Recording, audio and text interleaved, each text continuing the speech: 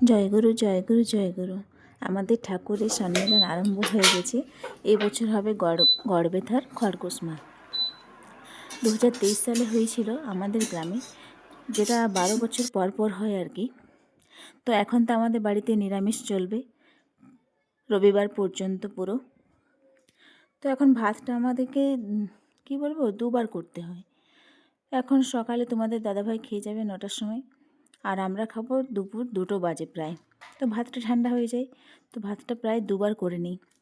আর যেহেতু সম্মেলন চলছে, তো নিরামিষ তরকারি করব, ফুলকপি আলু মটরশুঁটি দিয়ে, তাই মটরশুঁটিগুলো ছাড়িয়ে নিচ্ছি। আর ফুলকপিগুলো ওদিকে ভাততে দিয়ে দিয়েছি, এদিকে আমি কড়া বসিয়ে দিয়েছি। যাবার তো অনেক ইচ্ছা আছে। আগে বছর হয়েছিল পুরীতে, তো তখন যাওয়া হয়নি। আর এখন ভাবছি ছেলেমেয়ের পরীক্ষাও শেষ, তো একদিন যাওয়া যেতেই পারে, দেখা যাক কি হয়। যদি অফিস ছুটি থাকে বা অফিস থেকে ফোন করে না ডাকে, তাহলে চলে যাব। তো প্রায় সমস্ত রান্না তো নিরামিষই হবে। তো করলা ভাজা করব, পটল ভাজা করব।